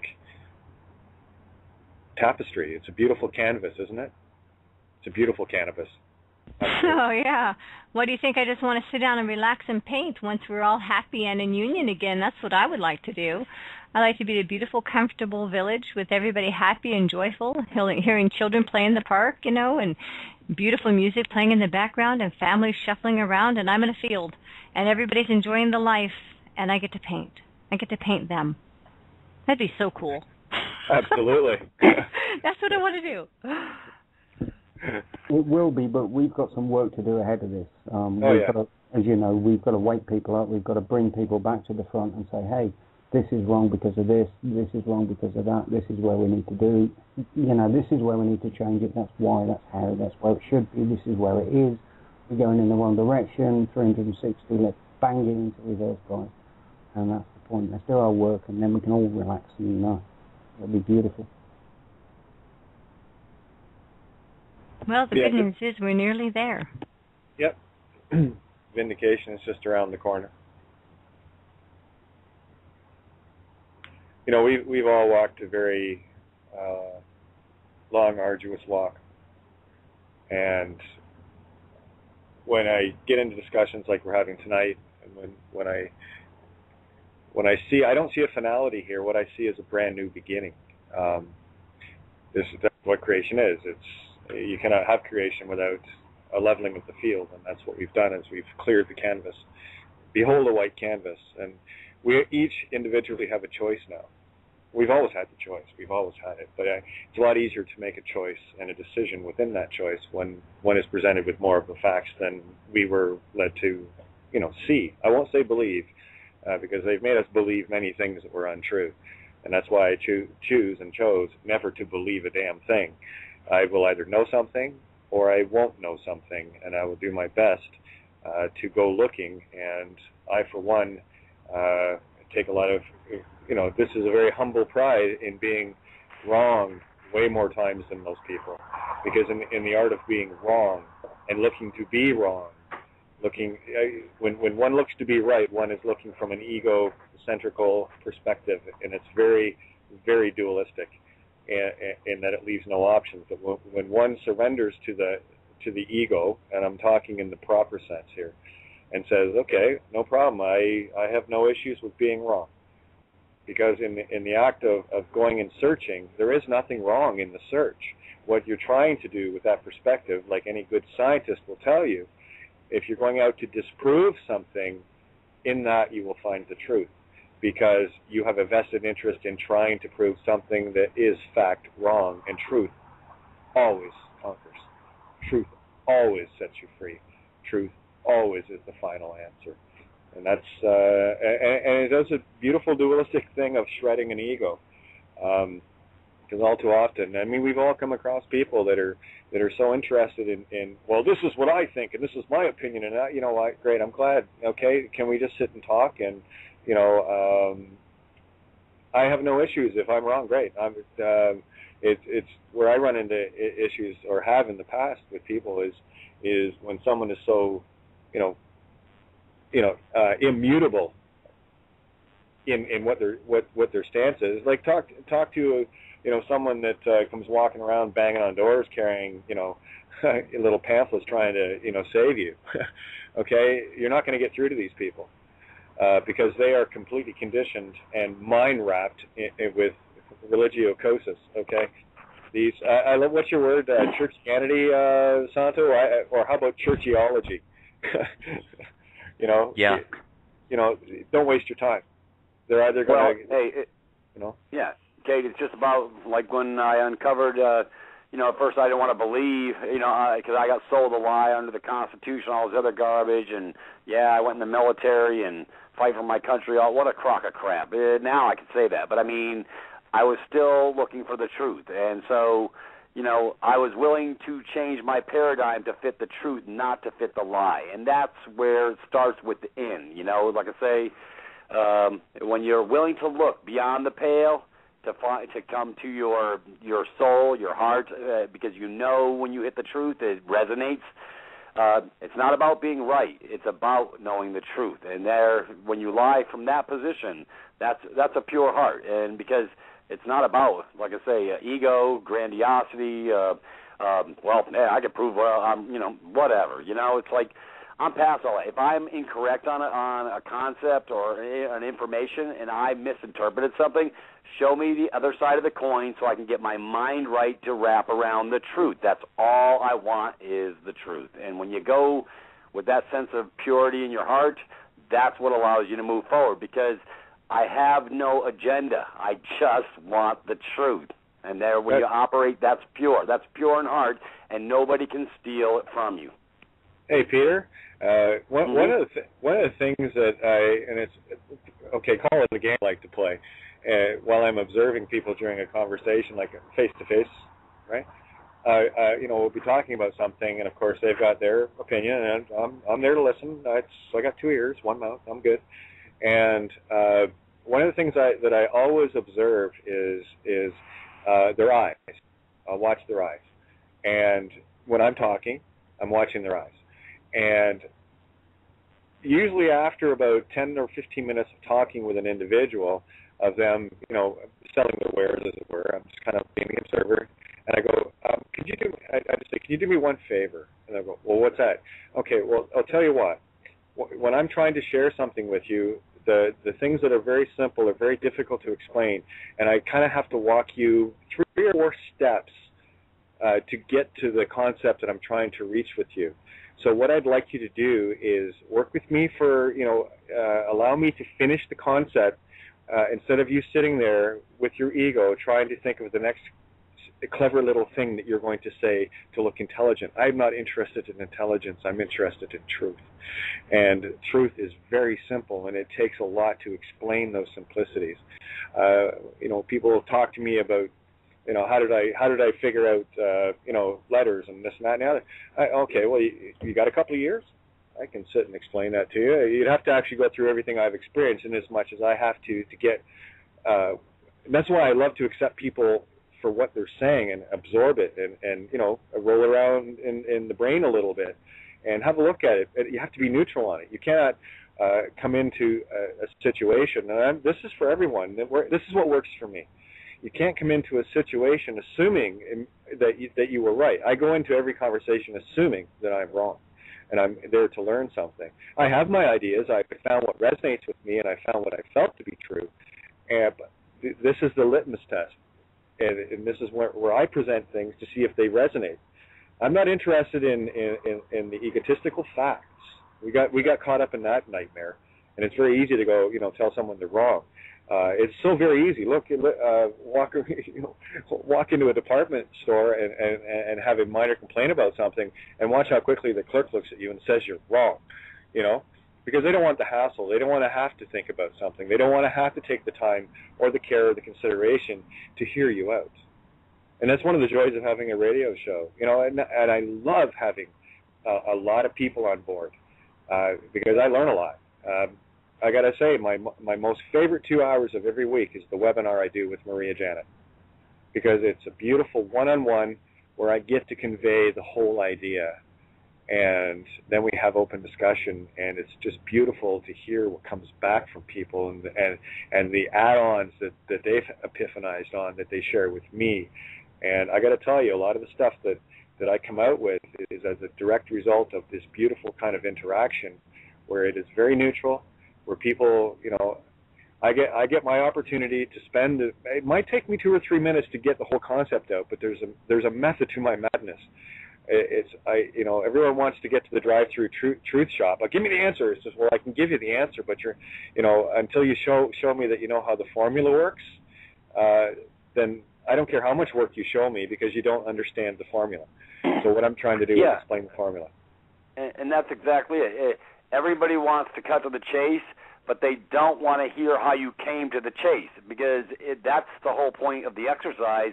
You've got to bring your mind. It is a shift between the ears. And so, yes, you can give a pat answer, but it still doesn't explain how you arrived there between the ears. When they can get how you got there between the ears, now they're on the same page, and it becomes the 2 + 2 = 4 equation. Yeah, like I say, it doesn't have to be Pythagoras' theorem, but everybody wants to make it Pythagoras' theorem. It's not calculus. This is fundamental, easy, basic math. And it really, if you have, your mind right, it's like, I use an analogy. My brain was burning at about 10 watts about 3 months ago. It's burning at 1,000 watts now, because all the synapses are actually taking place, and all the informations are actually flowing through to give me like a gravitational pull in the mind and bringing me right to ground. I talk about ground all the time. Yeah, well, lightning striking all around me, I'm ground. It's all good, because everything good comes to ground. So, it's always about that electromagnetic flow, Can I sum up everything you said in one little sentence, and you guys can go nuts on this? Life is not a destination, journey. So how about you join me on the journey instead of stopping off at port all the time? The left mind. Get it all. Yeah. You want to find me on the ship of life? You're going to find me on the starboard side. I'm looking. I'm enjoying the lee, not the weather. I'm on the calm, right down the center of the beautiful universal flow of life. You know what? All you got to do is a light touch on the helm just to keep it in the center stream, and you can sail right between Scylla and Charybdis. The devil and the deep blue sea matter not anymore. Beautiful. Yeah. It's almost poetic. So come on, guys, jump in. Anybody, or am I just going to kind of... Give us some you took us to the deep end. We're lost now. Me too. Hey, I've taken Santo to the deep end more than all you guys, so, it's all good. Santo survived. You'll be fine. Still here. All right. Well, hey, your thoughts. I love hearing your thoughts. Me? Yeah, absolutely. No, your evil twin. Yeah. Come on, Arian, get on it. Yeah, I'm just enjoying everybody else's comments since I've got the tooth problem. Okay. Yeah. I'm enjoying, because I do a lot of talking, as you know, guys. Yeah, and we got another 2-hour show. I might as well announce that now. Same crew, same team, showing up at American Freedom Radio with Santo. We have Sun and myself that I know of that are joining in with you, Santo. And we're just going to go hell-bent for leather, and I'm going to sit. That's where I get to sit back, and you guys can rock and roll. Yeah. Sun's going to let it rip, and I think Tracy's joining us, and we're going to get the message out there about the Tree of Life and etc. And how about Maitreya's constructive notice, Sun? Yeah, let's do that. Let's talk about that. We can talk about it later, but maybe we can talk about it now. Did you want to bring that up at all, Kate? Yeah, absolutely. And something I do want to say for those, I just did the last check on people tuned in last night to Syncretism on Freedom Reigns, which you're listening to right now. Well, special edition Outside the Box, but 61,500 tuned in last night, Santo. So wow, that's pretty awesome. The numbers are climbing. The world is awakening, and they're just going to keep climbing and climbing and climbing. Truth has that effect. So actually, well then, Sun. Yeah. Sun, let's hear it from you, hon. Me? No. Yeah. Here. Me? Tell. What did you get in the mail today, sister? Oh, I didn't get to tell the good news. Ha! Just in time. Go for it. Yeah. It was interesting, learning all the time, which is important. And now we can see where the leaks and cracks are in some of the system, and we can fix those. But communications, when you're trying to do lawful legal business in their system of postal, is very difficult to get accurate notice of delivery of what has and has not been delivered. Apparently, they don't mix very well. So when you send with the pink card to come back, it's called I'll give you the name so you know what it is. Gosh, I can't read it. Advice of receipt, meaning that they actually received the document. I got back, oddly enough, though it says on the internet that it wasn't served or sent or received or whatever. On the 10th of November, there's a lady over in Britain that got notice. And it was really interesting because on the 5th, Home sent word. Let's just put it that way. I called home and they had already sent word. And then on the 10th, someone over there that they go lay a wreath with on the 11th. Yeah, Mary. Just going to give her name out. I don't talk about her being anything other than just flesh and blood.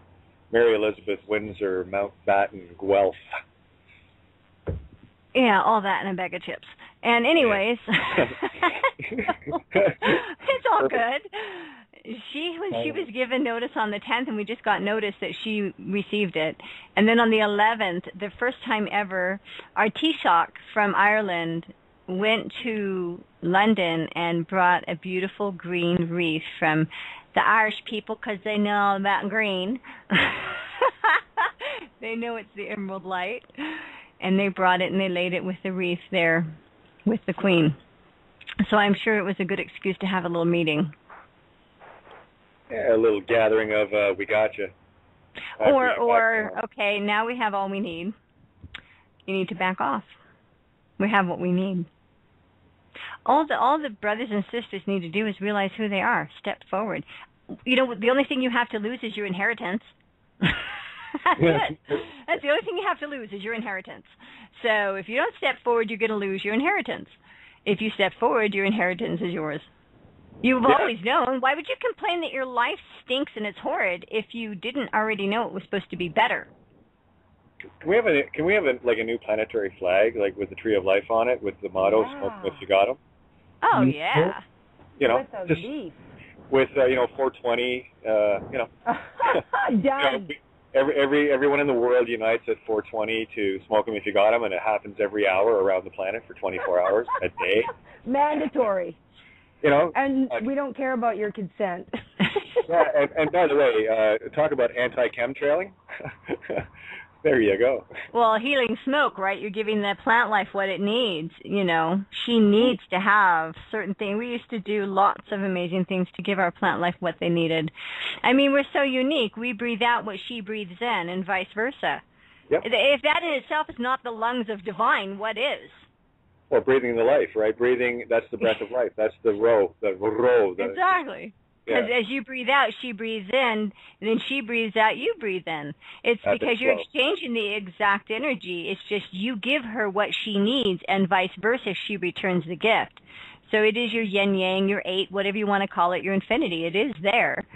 And if you've ever gone to a point where you have had loss of breath, where you couldn't breathe, and you got to a terrifying moment where you were losing consciousness because you had no breath of life within you, that in itself is terrifying, because that's like going inner space and having no ability to keep the vessel alive.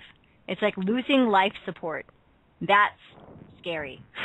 Because life support is you breathing, right? Yeah. This is the law of correspondence in the Hermetic Code. The 7 cosmic laws. The law of correspondence is the ebb and flow of life. As we breathe out, she breathes in. As she breathes out, we breathe in. And it's the ebb and flow. There's the tides, the real tides. And we are the real water. If we just understood that our foundation circuitry web of life is what holds us together as water growing inside water. We are sailing water growing inside water. If you've ever studied mushrooms, we're very much like the mushroom. And the mushroom are just simply bacteria cells that expand when water is present. And they grow, and they prefer darkness to start out their life. So they start in a womb, and then they become the light of day, right? And so they birth through her soil. But we do the same thing because we're born from our mother in that same aspect. However, we're water growing inside of saline water, and we're saline water as we're growing. And so it's a very unique structure we're given to house us in what I'll call an inner space suit, literally, while we're growing inside of the water, not breathing of our lungs, because we don't need that right now. We're simply staying alive because of our belly cord attached to our mother. Her blood flow so much as dropping the nutrients into our placenta so it could be processed into our blood flow, the exchange, right? This is if you could just break it down into science or a spaceship story, you know, they've already told us that the placenta is like a way station for the delivery from the outer space to bring to the inner space.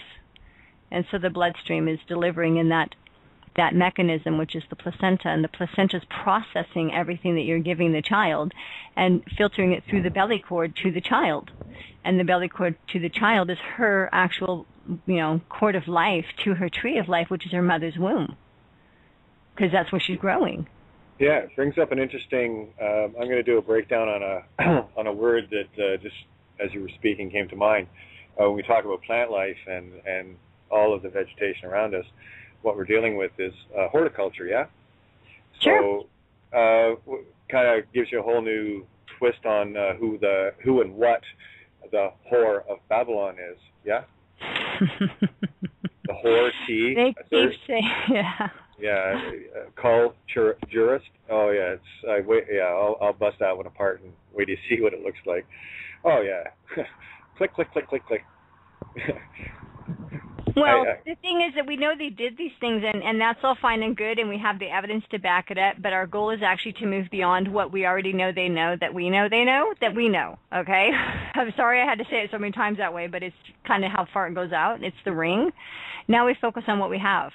We have confirmation that home has sent word out immediately in a timely fashion and received exactly on the day of requirement, which was awesome. And is still awesome. I'm excited about that. Now we need to get together the governing structures. I mean, we have the command to steer this ship home. We are the new captains. And so we just simply go with that. They know we know. I mean, we're blabbing it all over the radio all of a sudden. Exactly. And the other thing, too, when we speak of our star brethren, Earth has been quarantined for a very long time. And it's because of the mishmash of different essences that are here, and with the understanding that this had to be a, I hate to say it, but it had to be an all's fair in love and war game, in that it was really a battle of wits, and it was basically, you know, it was a free-for-all here, but there was a certain limit as to what could be done to those trying to bring the light back versus those trying to entrap it and to take over the divine life, which Earth is, you know, for all intents and purposes, this beautiful orb, this gem of the universe that I can see why everyone in the universe would want to have her, because here is where we can manifest so much further out into the stars. And again, this is about cohabitation. It's about commingling and the bringing together of the unity of all the different creations in this universe. And it's, well, the good news is we win. And this is for all. You know, no one can claim, you know, Gaia to be their own. You know, this is all.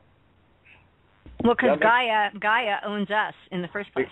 Exactly. So Gaia owns us. But there are those that can claim Gaia to be their original home, because it is they are of Gaia, and how we got here, they're our creation story. And so we have an original species that walked out of a tree of life that can tell us how to get back home. Can you kind of expand on that for the good listeners, please? This tree of life species? Yeah. Do we have, what time do we have? I don't know. Let me just check. We have... Oh, we got 20 minutes. I could give a good teaser for next time. Yeah, well, actually, for those that want to get the rest of the story, you're going to have to tune in to American Freedom Radio, AmericanFreedomRadio.com, where Santos is going to be on at 10 p.m. Eastern Standard Time, which is an hour after we're done here. So we're done here in 20 minutes. So in an hour and 20 minutes, and now for the rest of the story. But if you want to do a little teaser, that would be awesome. And, I do have a caller on the line. I'm not sure who it is, but I'm going to open the line up, if that's okay. Yeah, we'll open it up, just questions or comments, but I do want you to touch on this. So area code 419-494, if are questions or comments, or are you just listening, or... Yeah, hello, caller? It's me again. You can hear me, right? Yeah, oh yeah. All right, it's me again, Boss Me Jim. The okay, no problem. That keeps coming in and I just like to have its claim to fame.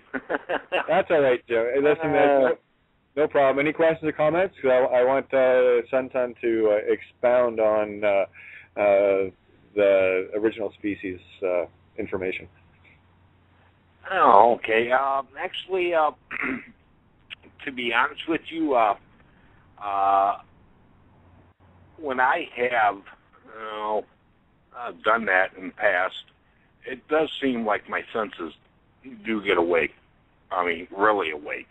I haven't done it in a long time, and but like you said, everybody browbeats it and thinks it's so bad, that you don't even want to do it. I mean, it's pretty sad. Well, that's the psyche that has been ingrained into all of us. So here's the word of the night. The motto of Outside the Box Special Edition tonight is roll yourself a fatty, smoke 'em if you got 'em. And back on the other question, I don't know if you remember when you asked my blood type. It's AB positive. Sorry, just muted there. Just in time for not be able to answer right away. AB positive? Yes. Okay. Well, we're gonna get Sun to expand on the original Genesis, and that will probably be covered in. Hey, Sun. Yeah, that's really neat. Another AB positive. We have one. We have met one.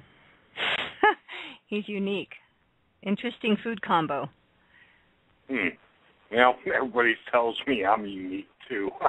Yeah, you are. You're I don't very know if unique. It's been a good one or a bad one, but. Hey, let's do 50-50. Then you got both as an option, and you're down the center, so you haven't lost a thing. All right. Ah. Hey, the middle. Why not?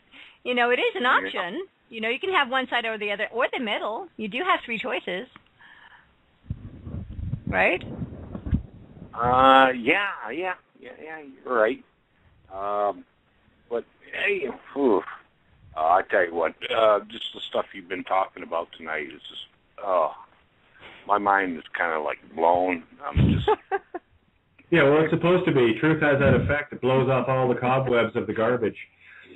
Yeah. Yeah. So, Sunshine, just if you want to do the expand on the notion of the blood types and the original species, et cetera, et cetera. The original species of this planet is known as an Rh negative blood type. The primary blood is A. How we know this is through the different types of blood and what they do in actions. And it shows itself as the dominant blood. So the alpha blood would be the creator blood, origin of that source. There is the B blood, which is a covenant blood from ancestry from our home galaxy, who was stolen and kind of dumped in the same position we are. We don't exactly meet well when we come together, so to speak. And that's what they call the Nibiru thing. And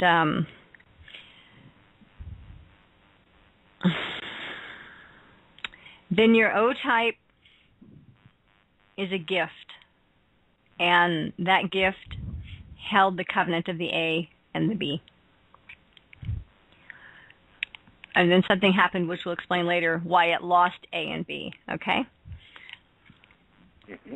But your tree of life people are the A, Rh negative blood type.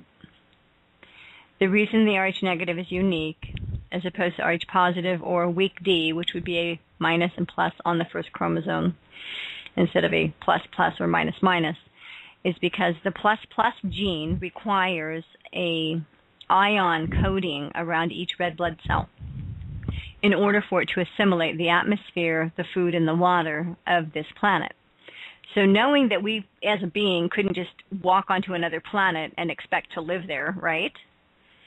Does that make sense? Yes. We would have to have a spacesuit of some sort till we know what kind of environment. Now, if a species from this planet said, we'd like you to come and live with us, and we understand your problems and know how to fix them, and so they do, and they offer you an internal spacesuit so you could come and live here. Okay, so, all right, so that kind of explains why I never feel comfortable just being me. I mean, looking in the mirror, do you understand what I'm trying to say? It's like, this is not me. Yeah. I used to stare in the mirror all the time and say, this is not me and this is not my life. Yep. Yes. And then one day, brother, I had to stare myself in the mirror and I was dying. I was literally dying. And I know I come from the Tree of Life family, right? I know my roots. I know where they go back to. My cellular memory tells me of home. And that there has been a rotten trick played on us for a long time, and it keeps looping because there are these overlords that have permission to do so because we're not waking up. Well, this time we woke up. We woke up and remembered the beginning, and we also remembered something else. We remembered the purpose of it all. And that was the important part. So that now we can create beyond that, right? Yeah. I mean, it's been about 2 to 3 months. I mean, actually, it's been before that. I knew always something was wrong. And I always told people I worked with, there's always been the kings and queens, and then there's us, and we're always going to get beat down. And they would look at me and say, "No, you're just being stupid, crazy." And I always thought that there's something that no matter what I did in my life, I would get to a certain point, and they would just. I mean, I don't know if it was they, but everything negative that could happen did, and I had to. I mean, it was like. I guess the ant and the grain of salt or whatever. The ant would push it up, and next thing you know, it rolls back down. You push it up, and it rolls back down. You understand what I'm trying to say there? Yep. It's kind of like the dung beetle not getting over the horizon. Yeah. Yeah, I was going to say, Santo, jump all over that with a dung beetle story, but there you got it, Santo. Perfect. Roll it up, roll it down. Yeah, the symbol of the sun. As the sun climbs up the mountain, gets enthroned on the 21st of June, then it must descend to reach the winter solstice on the 21st of December. So this is why the Egyptians loved the scarab so much. In fact, I'm going to bring out in my new presentation, which will be uploaded probably tonight, Syncretism Part 2, The Perennial Philosophy, how the dung beetle is the perfect symbol of the sun, and how all the church fathers, probably about, I've got the names of about 20 of the biggest names in terms of history of church, that called Jesus my good Scarabus. Interesting. It's a scribe. That's what it means. How funny. Because it's I have a scarab ring that I wear from Egypt, and it's a scarab. It was given to me carved out. It was carved out of a beautiful, like, orange red. You know, it looks like the sun. It looks like the color of the sun.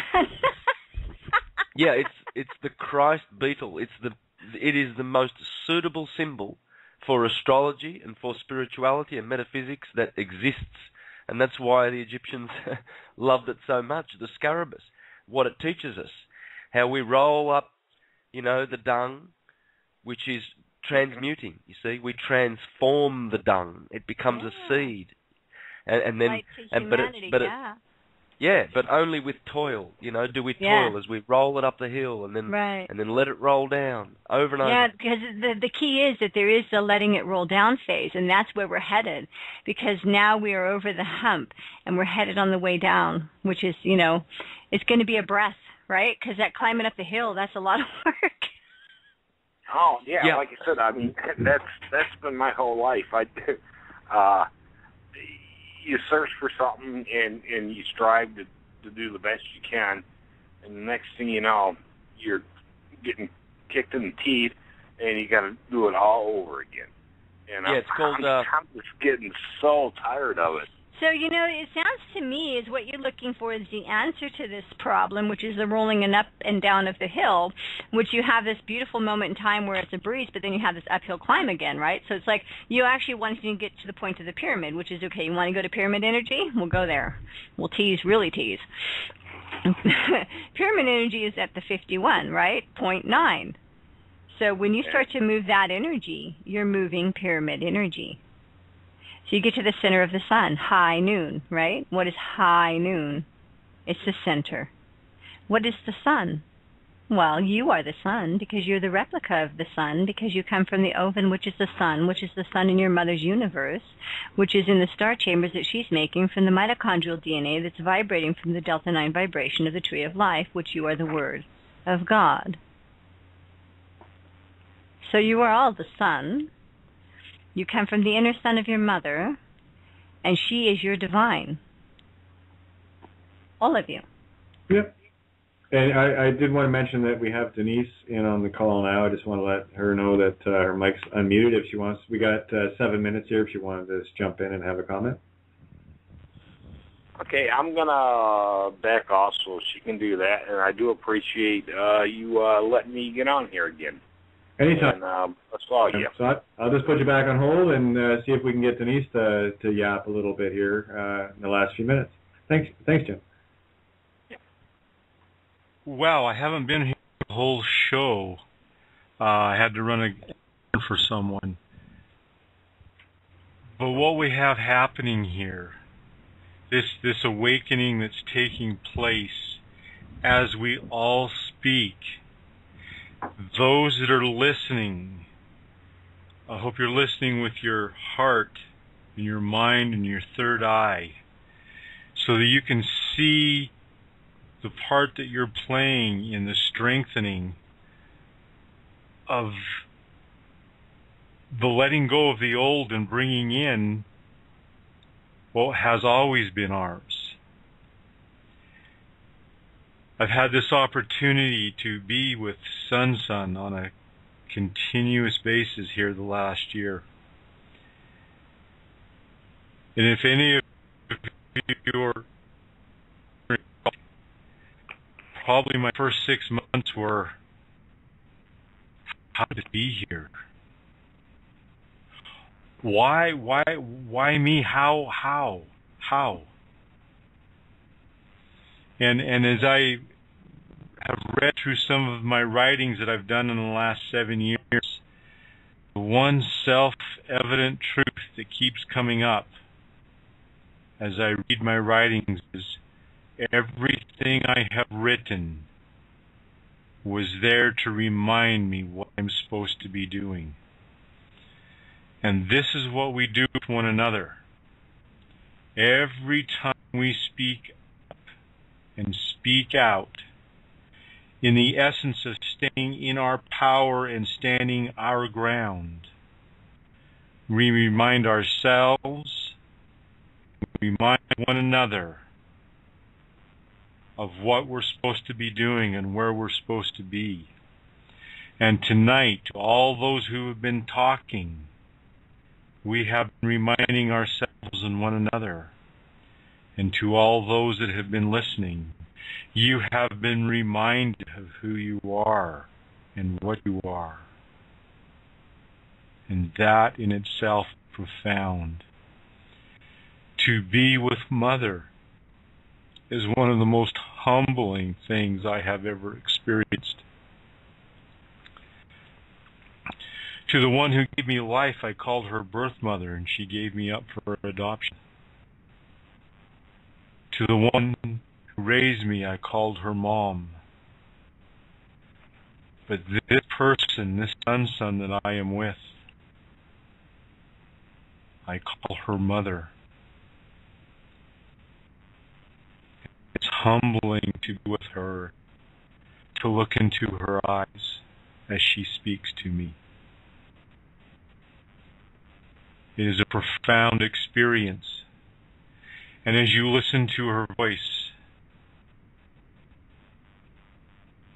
you're awakening into all that is.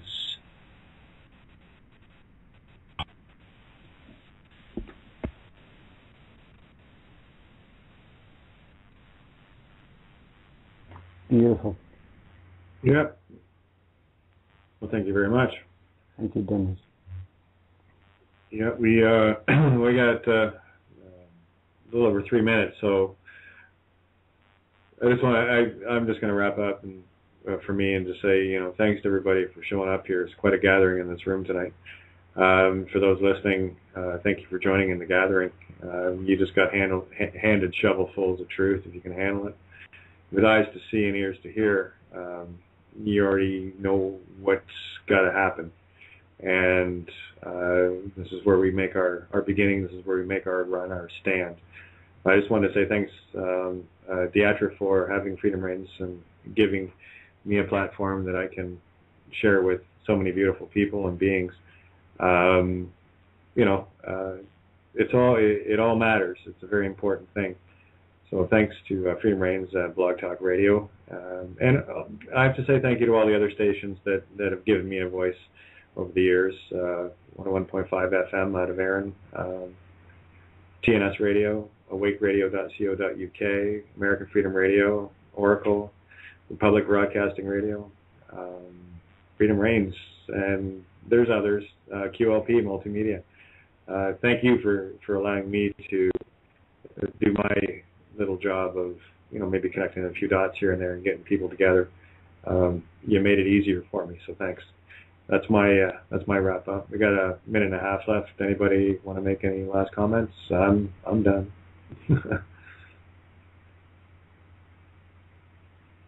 Just a reminder to hop on American Freedom Radio in an hour's time, folks.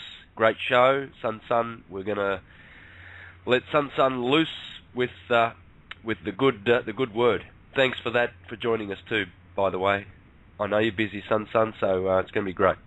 Yeah, please join. Oh, I'm having fun. Thank you so much. This is a blast. Thank you all so much. This is so fun. Hey, well, I'll see you in an hour. Yeah, so don't forget, after American Freedom Reigns, you can head over to, in an hour, you can head over to AmericanFreedomRadio.com and just listen. You can listen in live, and now for the rest of the story. Yeah, so I guess we'll wrap up there. And I have Sun as well on awakeradio.co.uk, Wednesday morning, 11 a.m. to 1 p.m. Eastern Standard Time. So you can join us there as well. So we're getting the good word out.